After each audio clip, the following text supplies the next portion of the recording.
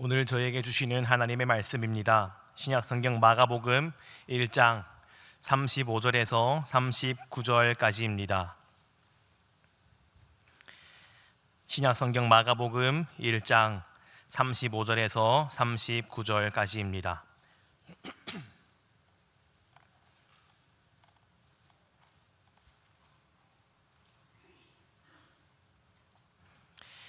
이는 살아계신 하나님의 말씀입니다. 함께 받들어 읽겠습니다.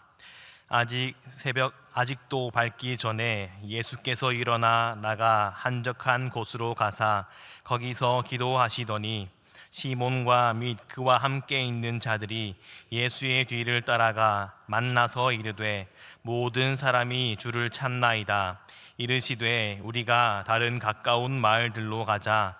거기서도 전도하리니 내가 이를 위하여 왔노라 하시고 이에 온 갈릴리에 다니시며 그들의 여러 회당에서 전도하시고 또 귀신들을 내쫓으시더라. 아멘. 제2차 세계대전이 1941년부터 1945년까지 있었습니다. 독일과 이탈리아 등의 지원을 받은 일본과 미국을 중심으로 한 연합국과의 전쟁이었습니다. 일명 태평양 전쟁이라고 부르기도 하는데요. 이 전쟁은 1945년 히로시마 나가사키에 원자폭탄이 투하되면서 일본이 항복을 선언하게 되고 마침내 종전하게 됩니다. 이 전쟁과 관련하여서 재미난 이야기가 한 가지 있는데요. 전쟁 종료 후 29년간 필리핀 정글에서 버티다가 1974년에 투항한 한 사람이 있습니다. 그는 바로 일본군 장교 오노다 히로시입니다. 그는 2014년 91세의 일기로 폐렴을 앓다가 사망하게 되었습니다. 그는 1944년에 일본 제국 육군의 간첩 양성 학교인 나가노 학교를 마치고 3명의 부하와 함께 필리핀으로 파견되어서 밀림 속에서 유격전을 펼쳐가게 됩니다. 그러던 가운데 전쟁은 끝이 나게 되죠. 재미있는 것은 1945년에 전쟁이 끝나게 되었는데 그들은 그 전쟁이 끝난 사실을 인지하지 못했다라는 것입니다. 전쟁이 끝난지 알지 못한 채 그들은 계속해서 전쟁을 이어갔습니다. 그러다가 1949년에 대원 중 한 명이 밀림에서 나가 투항했지만 오노다와 나머지 부하 두 명은 계속해서 명령을 기다렸다라고 합니다. 1952년에는 일본 정부가 투항을 독려하는 선전대를 현지로 파견까지 했지만 아무런 성과 없이 돌아왔다고 합니다. 이들은 왜 그냥 돌아왔을까요? 밀림 속에 있는 오노다와 그의 부하가 전쟁이 끝났다는 말을 믿지 못했기 때문입니다. 적군들이 우리를 속이려는 속임수일 것이다, 이런 생각을 했을 것입니다. 그렇게 20년의 세월이 흐른 1972년 10월 오노다의 마지막 남은 부하가 현지 경찰과 총격전을 벌이다가 총탄에 맞아 죽게 되었고 밀림에는 이제 오노다 혼자 남게 되었습니다. 그로부터 2년에 흐른 1974년 2월 한 민간 탐험가가 혼자서 밀림에 들어갔다가 이 오노다를 만나게 된 것입니다. 그리고 그는 귀국 방책을 마련하겠다고 오노다에게 약속을 하고 일본으로 돌아오게 됩니다. 그로부터 한 달여 지난 3월 즈음 일본의 한 방송국의 카메라맨과 신문 기자가 오노다가 숨어있던 밀림으로 찾아가게 되고요. 또 오노다의 친형이 확성기를 들고 집으로 돌아가자 이렇게 외쳤다고 합니다. 그리고 또 투항을 권유하는 플랜카드를 열기구에 매달아서 올리기도 했다고 합니다. 또 일본의 심리전 전문가의 제안에 따라서 최후의 전투를 벌인 황군을 밀림으로부터 유인해내기 위해 일본군이 승리했으며 그 영웅을 영접하기 위해 대부대가 본국에서 온 것처럼 연출하였다고 합니다. 오노다의 위치를 확인한 후 그의 옛 상사가 항복 명령을 하달하고 수백 명의 기자들이 지켜보는 가운데 그 옛 상사가 오노다를 데리고 나오게 되었습니다. 전쟁이 끝나고 무려 29년의 세월 동안 버텨온 그 오노다의 강인한 인내와 충성심, 그의 희생을 기념하여서 일본 정부는 그를 영웅으로 추앙하는 세레머니를 했다고 합니다. 여러분, 29년 동안 정글에서 버틴 이 사람이 과연 영웅일까요? 일본 정부는 그를 영웅으로 대접하며 미화하였지만 그 사람은 영웅이 아닙니다. 세상에서 가장 미련한 사람입니다. 왜냐하면 이미 망해버린 나라를 위해서 그 젊음을 다 바쳤기 때문입니다. 나라가 망한 줄도 모르고 망했다는 이야기를 들어도 믿지 않다가 일본군이 승리했다는 연출을 한 그제서야 총을 내려놓고 나왔다는 겁니다. 망한 나라를 위해 30년간 세월을 허비한 것이죠. 그런데 때로는 우리의 신앙의 모습이 이와 같을 때가 있습니다.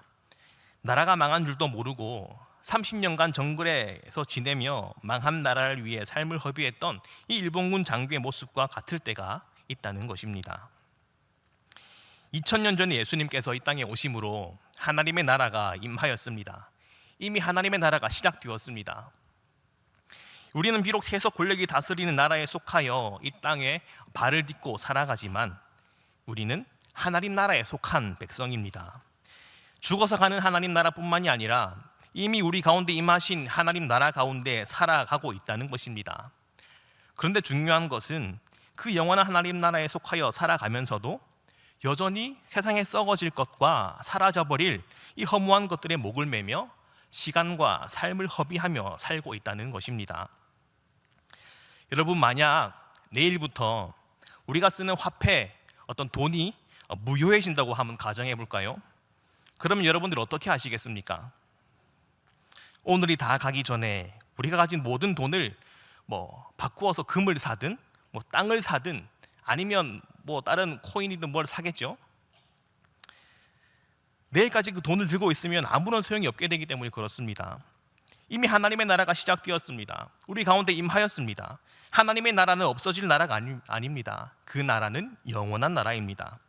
그럼에도 불구하고 우리는 여전히 기한이 정해진 나라, 이 땅에 소망을 두고 의미를 부여하고 여기에 가치를 매기며 살아간다는 것입니다. 제가 드리는 말씀은 회사에 가서 일하지 마십시오 하는 말씀이 아닙니다. 세상에서 열심히 살지 말라는 의미가 아닙니다. 하나님 나라의 백성으로서 우리의 삶의 가치를 어디에 두고 삶의 의미를 무엇에 두며 또 무엇을 위해 살아가야 할지, 누구를 위해 살아가야 할지를 바로 정하고 살아가야 함을 의미합니다. 마가복음 1장 15절을 보시면 이렇게 말합니다. 이르시되 때가 찼고 하나님의 나라가 가까이 왔으니 회개하고 복음을 믿어라 하시더라. 아멘. 이 말씀은 마가복음 전체, 아니 예수님 공생의 전체의 사역을 한마디로 설명하는 말씀입니다. 하나님의 나라가 가까이 왔으니, 하나님의 나라가 임하였으니 더 이상 썩어질 세상의 것들에 삶의 의미와 소망을 두지 말고 하나님의 나라에 합당한 모습으로 살아가야 한다라는 의미입니다. 우리가 그동안 기대하고 의지하며 살아왔던 것들이 있지 않습니까? 이것이 있으면 행복할 거야, 이것이 있으면 잘 될 거야, 내 삶이 안전할 거야, 이것만 있으면 참 좋겠다, 그렇게 생각하며 의지해온 세상의 모든 가치와 기준들을 다 내어버리고 삶의 방향을 돌이켜서 하나님 나라의 가치대로, 하나님 나라의 그 말씀대로 살아가라는 의미입니다. 그동안 우리에게 잠깐의 유익과 기쁨을 주었던 그런 쾌락과 명예, 또 물질, 권력 같은 것들로는 온전한 행복과 기쁨, 자유를 누리지 못한다는 이야기입니다. 예수님께서는 안식일에 귀신 들린 자와 베드로의 장모의 열병을 치유하시고 다음날 새벽 일찍이 기도하시기 위해 한적한 곳으로 가십니다. 그런데 갑자기 제자들이 예수님께 나와서 이렇게 말씀합니다. 37절인데요. 만나서 이르되 모든 사람이 주를 찾나이다.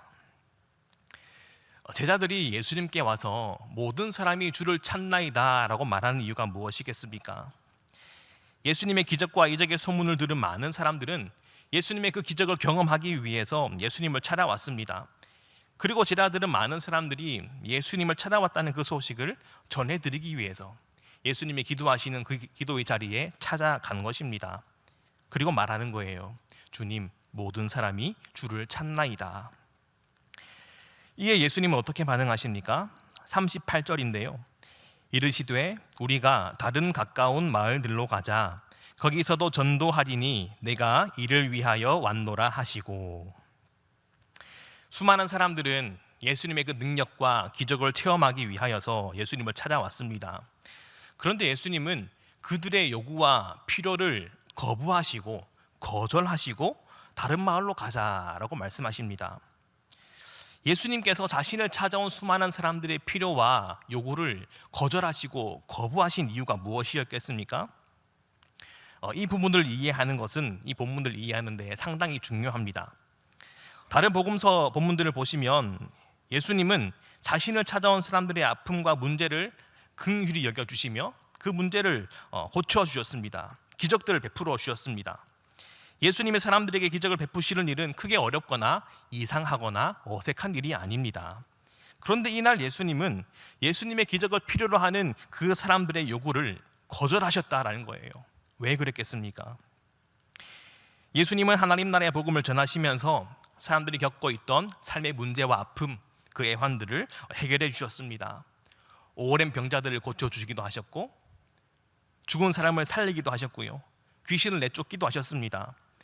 그런데 중요한 것은 예수님께서 사람들의 그 삶의 문제를 해결해 주는 것이 하나님 나라 그 복음의 본질이 아니었다는 것입니다. 한 영혼이 예수님을 통해 회심하고 예수님을 믿고 복음을 받아들이는 그 과정과 결과로서 기적이 일어나기도 하였습니다. 그런데 그것이 본질이 아니다는 겁니다. 본질은 예수님을 향하여 회심하는 것이, 예수님을 향하여 우리의 삶이 변화되는 것이 본질이고 핵심입니다. 예수님이 전하시는 하나님 나라의 핵심은 우리의 삶의 문제가 해결되는 것이 아닙니다. 우리 자신이 복음으로 바뀌는 것, 변화되는 것, 그것이 하나님 나라의 핵심입니다. 그동안 나 자신만을 향해왔던 모든 삶의 습관과 모습들, 관습들이 하나님 나라를 향하여 바뀌는 것, 방향이 전환되는 것, 그것이 예수님이 전한 복음, 하나님 나라의 핵심이었던 것입니다. 한 번은 예수님께서 오병이어의 기적을 베푸신 그 다음 날 사람들을 피하여 갈릴리 바다 건너편으로 가신 적이 있습니다. 그런데 사람들이 호수 건너편까지 예수님을 찾아 따라왔습니다. 예수님은 그들에게 이렇게 말씀하십니다. 요한복음 6장 26절 27절 말씀인데요, 제가 읽어드리겠습니다. 예수께서 대답하여 이르시되 내가 진실로 진실로 너희에게 이르노니 너희가 나를 찾는 것은 표적을 본 까닭이 아니요 떡을 먹고 배부른 까닭이로다. 썩을 양식을 위하여 일하지 말고 영생하도록 있는 양식을 위하여 하라. 이 양식은 인자가 너희에게 주리니 인자는 아버지 하나님께서 인치신 자니라. 아멘. 예수님은 하나님 나라의 복음을 전하시는 과정 가운데 이 오병이어의 기적을 통하여서 예수님 당신의 정체를 드러내고자 하셨습니다. 그런데 사람들은 그 예수님의 의도에는 관심을 가지지 아니하고 그 예수님이 베푸신 그 기적에만, 그 겉으로 드러난 현상에만 관심을 가지는 것입니다. 표적을 본 까닭이 아니라 떡을 먹고 배부른 까닭에 예수님을 찾는 거예요. 우리는 예수님이 이 땅에 오신 목적을 바로 알아야 합니다. 예수님이 이 땅에 오신 것은 우리로 하여금 이 땅에 썩어질 양식이 아니라 영원한 양식을 위하여 일하도록, 영원한 양식을 위하여 살게 하시려고 이 땅에 오셨습니다.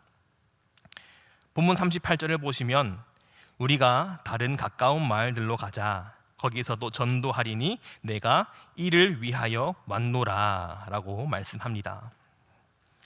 예수님이 많은 사람들의 요구를 거절하시고 다른 마을로 가자고 말씀하시지요.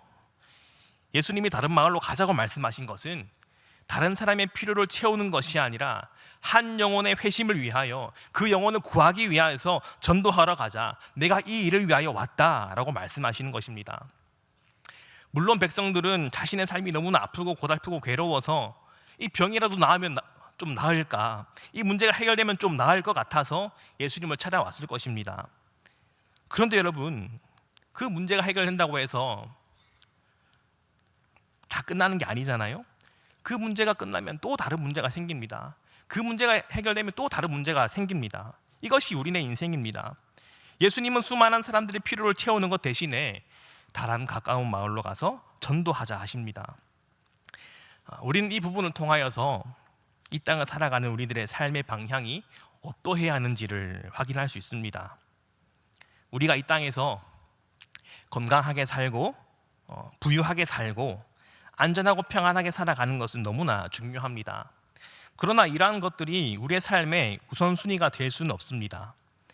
이러한 것들이 충족되는 것은 너무나 중요하고 좋지만 그렇다고 해서 이러한 것들이 그 하나님 나라의 가치보다 우선될 수는 없다는 것입니다. 그러면 우리의 삶의 방향은 어떠해야 할까요? 하나님 나라를 온전히 소유하고 누리는 삶으로 방향을 설정하고 그 삶을 위하여서 그 영원한 양식을 위하여서 일하는 삶으로 나아가야 하는 것입니다. 이미 망해버린 그 나라를 위해서 애쓰는 것이 아니라 영원히 망하지 않는 나라를 위하여서 다름박질을 해야 하는 것입니다. 복음서에 보시면 밭에 감추인 보화 비유가 나오지요. 이 비유는 하나님 나라의 그 헤아릴 수 없는 가치를 강조하는 본문입니다. 밭에서 일하던 농부가 감추인 보화를 발견하고는 어떻게 합니까? 자신의 전 재산을 다 팔아가지고 그 밭을 삽니다. 그 밭을 왜 사려고 했을까요? 삶의 모든 것을 다 포기하고 희생하고 빚을 내어서 값을 치루어서라도 그 밭을 소유하는 것이 가장 가치 있는 삶임을 알기 때문에 그렇게 했습니다. 그러니 밭을 얻기 위해 모든 것을 다 쏟아 부은 것입니다. 그렇습니다. 우리의 삶은 하나님 나라를 얻기 위한 삶으로, 하나님 나라를 누리기 위한 삶으로 삶의 방향이 재조정되고 조율되어야 합니다. 하나님 나라가 무엇입니까? 참 모호한 질문이죠. 하나님 나라는 다름 아니라 예수 그리스도입니다. 예수님의 복음입니다. 우리의 삶은 예수님을 소유하고 예수님으로부터 오는 생명의 풍성함을 누리며 예수님의 그 다스림 가운데 통치 가운데 나를 내어드리는 삶을 살아야 합니다. 그것이 하나님 나라를 누리는 삶입니다. 우리의 삶은 어떻습니까? 여러분은 하나님 나라를 얼마나 누리며 살고 계신가요? 하나님 나라를 얻고 더욱 풍성히 누리기 위해 무엇을 포기하고 어떠한 값을 치르고 계십니까? 본문에 나오는 예수님의 모습을 보면서 하나님 나라에 대해서 좀 더 생각해 보면 좋겠습니다. 과연 본문에서 예수님은 하나님 나라를 위하여서 어떠한 값을 치르고 계시는가 보면은요, 예수님께서 당신의 사역의 무대를 다른 마을로 옮기고 계시는 점입니다. 예수님께서 다른 마을에 가서 전도하자고 하시는 것은 이 빵과 떡보다는 영혼의 회심을 위해 좀 더 본질적인 사역을 추구하기 위해서 장소를 옮기신 면도 있습니다. 그러나 이 부분을 조금 다른 관점으로 보게 되면은요, 예수님 자신을 드러내기 위함이 아니라 하나님 나라의 복음만을 드러내기 위해서 이 사역지 무대를 옮기시지 않았을까 생각해 보게 됩니다. 당시 예수님께서는 가버나움에서 상당한 인기몰이를 하고 계셨습니다. 예수님께서는 그것을 원하지 않으셨음에도 불구하고 예수님의 유명세는 온 지역에 가득했을 것이고 날이 갈수록 예수님을 따르고자 하는 사람들이 늘어나게 될 것입니다. 그런데 예수님은 그 부분을 경계하셨던 거예요. 예수님께서 하시는 그 사역을 통해 오직 하나님만 드러나야 하고 오직 그리스도의 복음만 드러나야 할 터인데 그것이 아니라 혹여나 인간 예수의 그런 모습이 드러나면 어떡하나, 인간 예수의 능력과 기전만이 드러나면 어떡하나, 예수님은 그 부분을 경계하셨던 것입니다. 예수님은 하나님이시기도 하지만 사람이십니다. 예수님이 사탄에게 시험을 받으신 것처럼 예수님의 명성이 높아지고 주변으로 사람이 몰려드는 그것을 상당히 경계하셨던 것입니다. 예수님은 그 하나님 나라를 위해서 무슨 값을 치르셨나요? 인간적인 명예와 존경, 높임받고 대접받는 그 일을 포기하고 계신 것입니다. 피하신 것입니다. 하나님 아버지께서 맡기신 복음의 사명, 하나님 나라를 드러내는 그 사명을 감당하기 위해서 철저히 낮아져야 한다, 겸손해야 한다, 그렇게 여기셨던 것입니다. 그래서 자신을 찾아오는 무리들을 피하여 다른 마을로 가서 전도하자, 이렇게 말씀하신 것입니다. 우리도 마찬가지입니다. 하나님의 나라를 누리고 복음의 사명을 감당하기 위해서는 철저히 낮은 곳으로 임해야 합니다. 우리의 지향점이 많은 사람들이 가려하는 그 높은 곳이 아니라 모두가 가기를 꺼려하는 그 낮은 곳이어야 합니다. 겸손한 자리여야 합니다. 복음의 삶을 살아가다 보면 높은 자리나 어떤 물질에 대한 유혹을 받을 때가 있습니다. 무엇인가 하면은 내가 사람을 움직이려면, 일을 잘 하려면 또 힘도 좀 있어야 하고 돈도 좀 있으면 좋겠다. 그러면 하나님이 일 더 잘할 수 있을 텐데, 이런 유혹들을 많이 받기도 합니다. 절대 그렇지 않습니다, 여러분. 하나님은 우리가 낮은 곳에 임할 때에, 낮은 모습으로 임할 때에 역사하십니다. 예수님이 친히 그 삶의 본을 보여주고 계시는 것입니다. 우리의 삶 속에서 이 부분에 대한 합당한 값을 치러야 할 것입니다. 포기하고 희생해야 할 부분이 있어야 합니다. 사람이라면 누구나 인정받고 싶고 칭송받고 싶고 또 힘과 권력을 얻어서 더 많은 일을 이루고자 하는 욕심이 다 있을 것입니다. 그러나 우리는 오직 하나님 나라를 위하여서, 오직 복음과 그리스도를 위하여서 나를 내려놓아야 합니다. 더 내려놓아야 합니다. 어떤 것이라도 값을 치러야 합니다. 내가 낮아지고 하나님이 주인 되시는, 하나님이 다스리는 그곳이 하나님 나라이기 때문에 그렇습니다.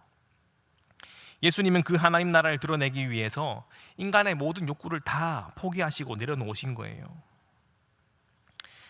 본문 35절을 보시면 예수님은 새벽이 밝기도 전에 한적한 곳에 가셔서 기도하고 계심을 볼 수 있습니다.